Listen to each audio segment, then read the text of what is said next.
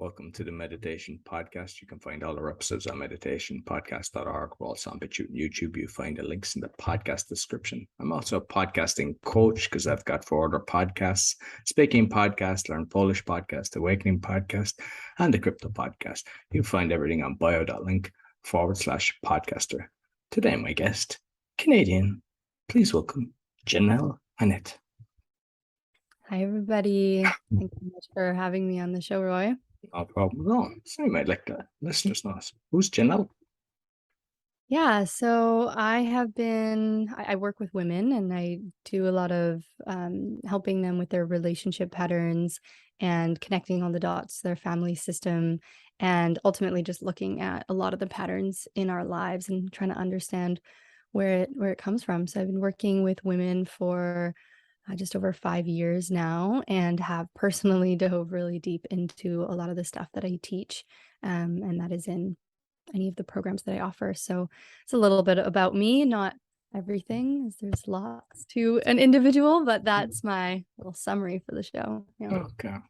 So before we delve into what you're doing, let's kind of talk about your journey, because I know you've been in Bali, so obviously meditation, perhaps yoga. You might, let me know what you've been doing, how you got into each thing. Yeah. I mean, it goes way back before Bali, but my life was just, a disaster to say the least. Like 6, 7 years ago, I was really in a deep place and struggling. So I think for a lot of people, they come into an awakening or into some kind of practice or self-discovery when they're at a really low point and they are really struggling and there's almost no other way to go, right? I guess you could go deeper into that struggle or you could turn around and figure your stuff out. So that's what I did, luckily. Um, I moved cities and had a very transformational experience just in that in itself. And I had started beginning with yoga, meditation, learning about the mind in some simplistic ways. And then I met somebody who brought me into a women's circle. And this was where I really started diving deep, more specifically into like family systems and relationship patterns and somatic practices too. So getting to know how the body and our emotions are also driving our behaviors and how to get more in contact with that. So I did that for many years and then eventually facilitated in that circle. And yeah, and then still to this day, I'm running circles online and have my own practices and meditate and do yoga and all of those great things as often as I can. And yeah. And what kind of meditation do you do? Is it guided? Is it kind of sound? Is there a specific one that you find resonates with you? I'd say the one that I do the most is just self-guided, but instead of, just being a meditator that's watching my thoughts pass, I mean, it's that, but it's also um, using my awareness to scan through different components of my body, almost like a yoga nidra, but rather than just being aware of it and moving on, I'm also trying to pick up what the sensations are happening in my body, because we've all, heard the expressions or know the feeling of maybe when sadness comes up, there's like a lump in the throat, or anxiety might be like fuzziness and heat in the chest or something. So if you learn to pay attention to the more subtle energies that are in your body, you can get more in contact with emotions before they get to, a level 10, let's say, and maybe reactivity comes up. So I would just call that somatic scanning would be the main form of meditation I work with, just so I'm more aware of my body and my needs that day. But have been getting into some guided sleep hypnosis lately. That's a very new thing for me. I don't have a problem sleeping, but it's been something I tried and it actually is really nice. So yeah, that's mostly what I do. And with this guided sleep meditation, is it something that you kind of play and it'll stop, or do you have earphones on and you just kind of, what kind is it? Is it binaural beats or something? No, it's like this Australian man who's talking and just like this very low voice.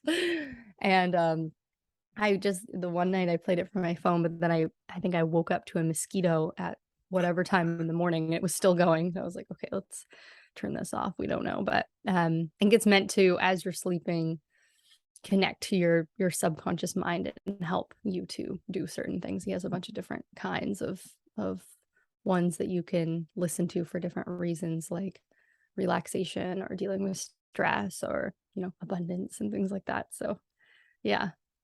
And have you touched anything on kind of astral projection or lucid dreaming? Because that's something that I've just come across recently, kind of going in a bit deeper in it. Have you done anything on them?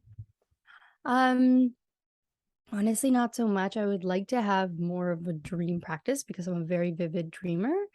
I had sleep paralysis once, but that's not fun. That's not not what we want to work towards.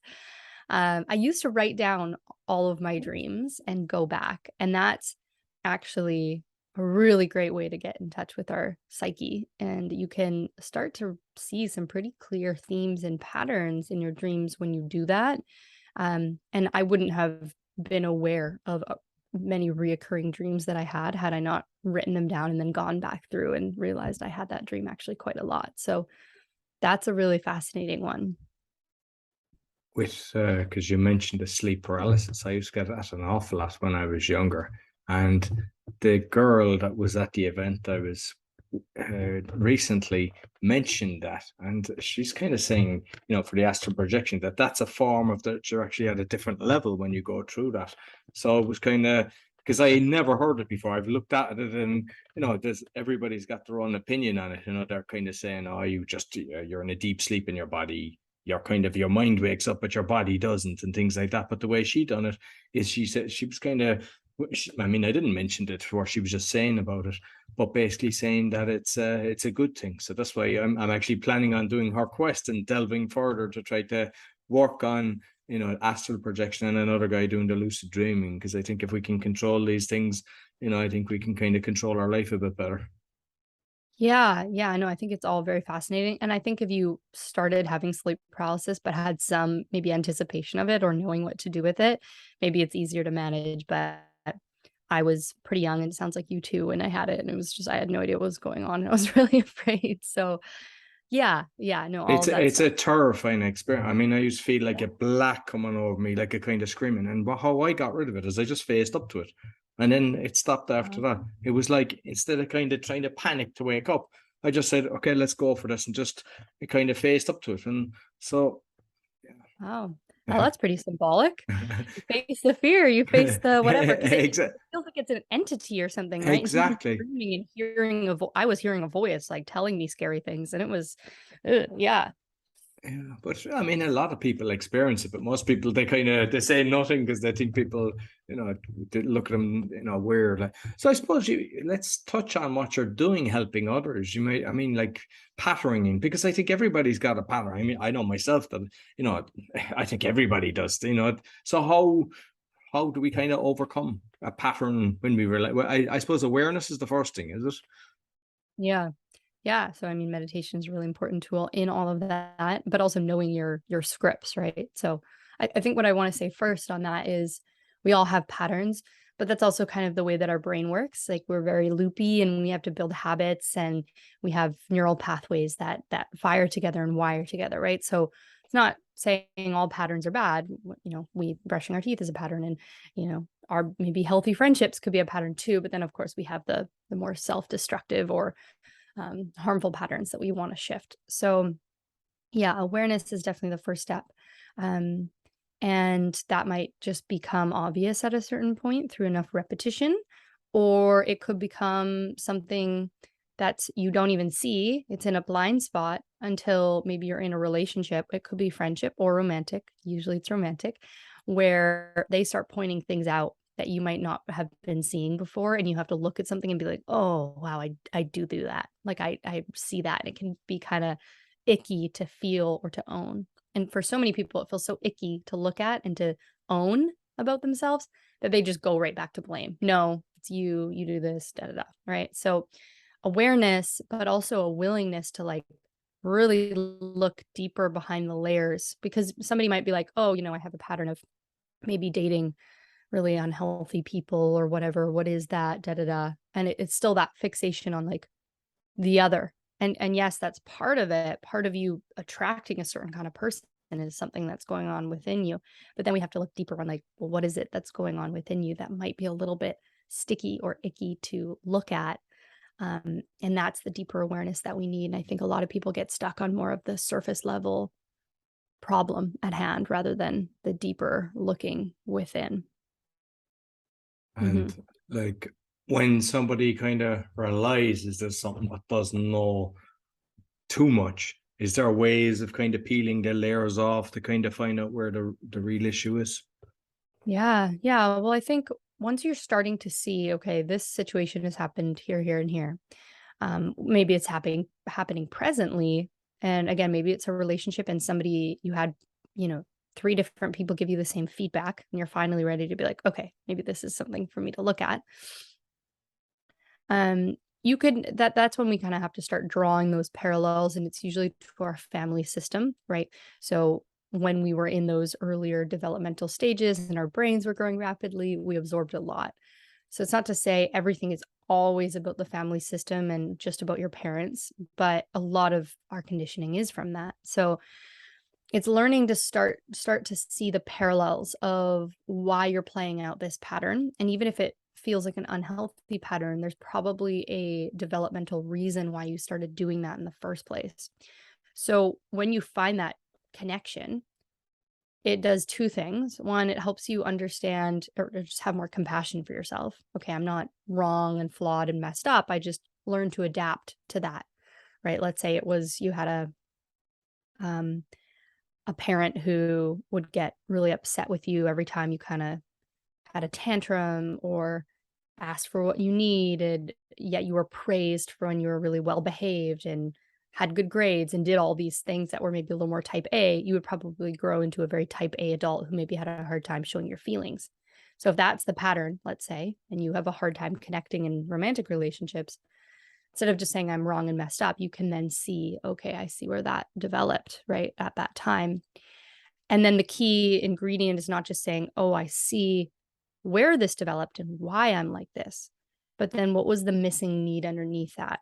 So what would you have needed from that parent, let's say, or it could be sibling or some other kind of significant figure, and say, if you find what was that actual need, what I need most in that moment that I didn't get, then you have that key ingredient to saying, okay, now how do I, as an adult, focus on reparenting myself and giving myself that thing I didn't get so that I can actually shift that pattern over time.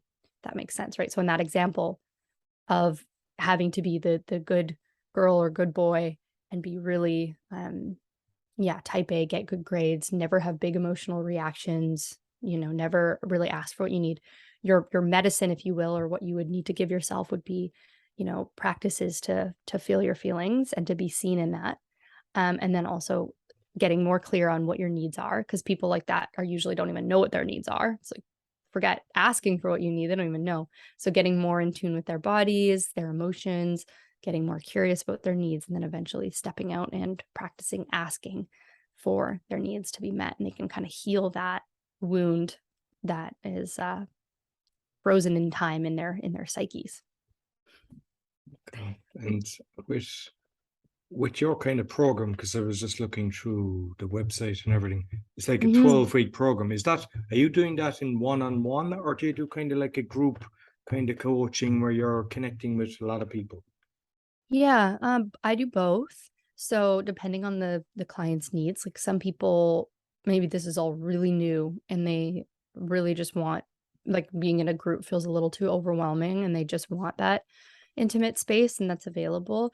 But group is actually really amazing for doing this work because not only are you like in the actual program, we're not just talking about these things and going back and forth. I mean, they're going through modules, they're connecting these dots, but then in the actual group, we're doing exercises that get these women to go to the seat of what's kind of uncomfortable and to practice being seen in a way that they normally don't, right? So in that example that I was talking about earlier, that person might need to come to the group and have, be brought through a specific process that's going to help them feel a lot of feelings. And they might need to practice being seen by some people feeling their feelings, which is going to feel really uncomfortable in their bodies, because if their whole childhood they were taught, don't do that, don't do that, don't do that, that's where that block really lives. And if we can create in a really safe environment where people are being brought to their specific edge and then being guided in a process to lean into that edge and do that thing that they didn't let themselves do, then we can create those healing experiences in real time. So that can happen in one-to-one or group, but you could see that in a group, um, you're being seen and witnessed by more people, and there's also more mirrors. So what happens in group work is you're like, okay, I'm going to go and I'm going to do this process and I'm going to talk about this thing I don't normally ever share about myself because it feels so scary. And I do that. And then all of a sudden, everybody or a lot of people are like, yep, me too. This happened to me too. I did that too. And all of a sudden you're like, okay, hold on. Like I'm not alone in my pain. I'm not separate. And I'm actually more connected to people as a result of being more authentic and sharing these parts of myself that I normally don't let anybody see. So I'm a big advocate for group work for that reason. And of course, one-on-one, I still get to be that person for somebody, but it's a little bit different than a group dynamic. Yeah. And with the kind of modules and all that, is it something that you've trained and you're kind of doing a certain system from somebody, or is it something that you've developed yourself from your own personal experience plus different things that you've kind of perhaps done? Yeah, a bit of both. I mean, all of the modules and everything that I created and all the lessons are all done by me. And of course, I'm drawing upon teachings that I've learned through other teachers. The way that I run programs is all, I guess, there's a format of an exercise that you can run, but how you actually create the exercise kind of confusing if I don't if you're not experiencing it. But I still make all of the processes, the modules, the exercises and everything, but it's just built on a, I guess, foundation of how I've learned through a bunch of different teachers of how to run things or how to bring people into these experiences. So yeah, I've had a lot of really amazing mentors and teachers, and of course, then it's also personal experience too. And then just speaking from my lens within this work. And what I really want to do is, because when you're working with somebody, you know, the whole idea with maybe mentorship or coaching, right? Or inner work in this capacity, it's not just come to this program, feel really heard and seen and loved and whatever, and then go on with your day. It's actually, how do we give each person that comes in enough understanding and awareness about themselves and tools and practices and exercises, plus all the stuff they do on the actual calls? How do we give them enough that they can continue leaving this container and going on in their life and having awareness that they can't turn off, as I like to say, and then that committed, going deeper and deeper within themselves and feeling empowered to do that, right? I'm not telling anybody what's going on for them. I'm just asking the right questions and guiding them through the things that they can come online to that part of themselves that is deep, deeply knows themselves, right? And so it's more about like, how can we empower people to have that ability and then to continue on holding that throughout their life. Excellent. And just curious, what system are you using for the course? Because I'm setting up something, I think it's called Lighter LMS or something like that, but I was looking at Kajabi and a few others, and I'm always curious which ones people are using and, the advantages and disadvantages of the system they've chosen. Yeah. Oh my goodness, I've done them all. I've done Thinkific and Kajabi and Kartra.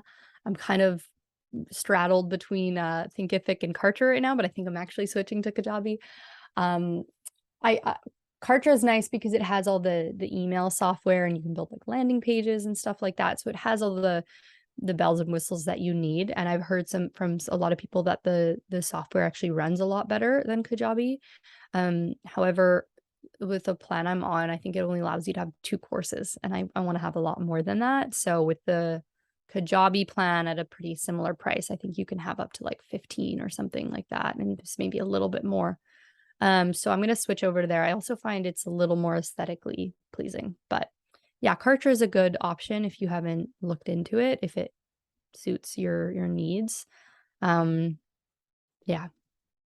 And then with the landing page, you just create that for the marketing, blast it out to get the people to come in to try to do the groups. And because I suppose you have to set it at a certain time you know, when you're doing a group, you know, to get X amount of people in, you know, I don't know what the number is, what you typically have in a group, but you know, Mhm. obviously the marketing goes out to have it say, let's start this group in September. Yeah, yeah. I basically just have the one page that lives on my website, so for people to learn, because even if they do one-to-one with me, which they could at any point, they go through the same process, so it's just different, formats, but, I'd say most people who join have just kind of been maybe following along for a while, and they then see that there's an opportunity, and I speak a lot to that on my Instagram so people can stay in the loop.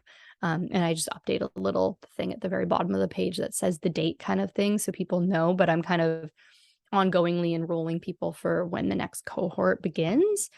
Um, and it's still a really intimate group. I'm not going to have, like 20 people plus like a lot of programs do, because realistically you're just not going to get the level of support you need. So yeah, it's intimate, but just mostly through my Instagram, people will keep updated on the date of when a new program's starting. Yeah, I think you get a better bond anyway when you don't have it too big, like, because yeah, I mean, sometimes people just step back and they're just watching and they don't really engage. Whereas if it's whether 6 or whatever 8, you know, everyone seems to, you know, get close and support each other. Yeah. Yeah, and then if somebody does have a hard time speaking up and taking up space, you get to lovingly call them out and pay enough attention to that. But as soon as it gets big, it's just, and you know what, big group stuff can be really awesome and have its own value. I just find with the level of depth I like to go into, I want to make sure everyone gets a lot of personal time to share and be witnessed and everything. So yeah. And it's always female groups you're doing. Have you ever uh, put a male group together? Um, I not yet. I would like to. I don't know if I'd do strictly just men, because that might be, that'd be a little bit of a big edge for me, maybe one day. I would like to do some co-ed groups, right? Just have everybody in there, and that's a whole different dynamic, because then, let's say for example in the women only program, that's just my background and that's why I have it structured that way. Um, we might talk about judgments and maybe anger or biases that are held about men, right? Because that's an important thing to uncover, especially if you're attracted to that gender, to understand how you might be subconsciously keeping connection out or writing people off, or maybe even attracting somebody who fits that mold who isn't healthy, whereas there's actually a lot of really healthy integral men out there. So, we can do that just by talking about it as women, which is potent, but it's a whole other dynamic when there's men and women present, and both men and women can talk about their biases about one another and have to be witnessed by each other, right? So that's something that can be really cool within co-ed dynamics that we'll do one day. No, excellent, excellent. And just finally, with I see you're podcasting now as well. So you might, Yeah. how many episodes? And I presume it's all touching on this subject, yeah? Yes. Yeah. Oh my goodness. I can't even, I think like 9 episodes, but I started with 3. So it's just over a month that it's been running now, which has been awesome. It's a lot to learn. Um, and it's a lot of relationship stuff, but everything that I talk about comes back to relationship to self and our psyche, and how our minds and our deeper layers of our past and everything that's stored there um create the patterns and the dynamics that we see in our life. So, there's an episode on, how do you embrace being single without giving up on love for single people, or, what are conscious couple communication tools that you can use with your partner to resolve conflict or grow closer through conflicts. I kind of touch on a lot of different relational themes, and then also things like, people pleasing or caregiving, or, maybe some roles that someone might have developed from family systems and attachment styles and all of that. So, yeah, And I see that's what. it's Lipson is it that you've gone with. Yeah, I had somebody who was helping me, just that I hired on Upwork, to figure all of that out, because I honestly just didn't know, and she's kind of set everything up. So this is a whole new world to me and learning about the platform hosting. So yeah, everything's hosted on there. Um and I'm still learning a lot about how it all works. And I think it was your own one. You have a link tree, and if you go in the top of it is the podcast, but it actually shows when you go into it. I've never seen that. I'm using Linktree for years, and I saw yours and I was like, I don't have that. Whereas you can see all the platforms. And to be honest with you, there was a few I haven't even heard of, because I mean there's so many out there, but there was 3 or 4 that I didn't even hear. But I thought it was very cool. It's an easy place to find all the thing. How is that something, a special button on Linktree, or how did that come about? Because I didn't even realize you could do that. It might be a newer feature. I don't even think I pay for Pro or anything like that. I think Yeah, I just because I don't either. Yeah, just the free version. Yeah, I think I copy and pasted the Apple podcast link, and I put it in to Linktree, and it gave me an option. Do you want to something, like make it a different thing? And I was like, oh, okay, yes. And then that's when that happens. So maybe if you just delete the old link and try again, it'll do what's new. Cause yeah, I just did it. Brilliant. Okay, excellent. Listen, Jenelle, you might let people know, how can they get in contact with you and find out about what you're doing, where they'll find out that course. Yeah. So the next group cohort is happening actually in September. If you listen to any of my podcast episodes, I'm saying August, but I had to do a little tweak, so we're doing September. And you can contact me on Instagram. My handle is just Jenelle Annette, all one word. You can also, if you want to just go right to the website and book a consultation call and fill out a little application, there's an option to do that as well. And that's just janelleannette.com. Or you can email me, and it's just hello@janelleannette.com. That's a tricky spelling, but I'm sure it'll be linked somewhere. And yeah, if you just message me your questions about the program or questions about me or really anything, then I'm happy to share and speak further about that and just figure out whatever your needs are and whether my program or maybe a different program would be best suited for you. So I really just like figuring out where people are at and then providing them with the right resources and tools to get to where they want to be. Excellent. Oh, perfect. So listen, thoroughly enjoyed our conversation, and make sure I put the links both on the audio and the video. Thank you very much. Yeah, perfect. Thank you. So that's all for the meditation podcast. You'll find all our episodes on meditationpodcast.org. As mentioned, we're on BitChute and YouTube. Sure to give us a thumbs up, 5-star rating, share with your friends, and you'll find all my other podcasts as well as the coaching on bio.link/podcaster. Until next week, take care.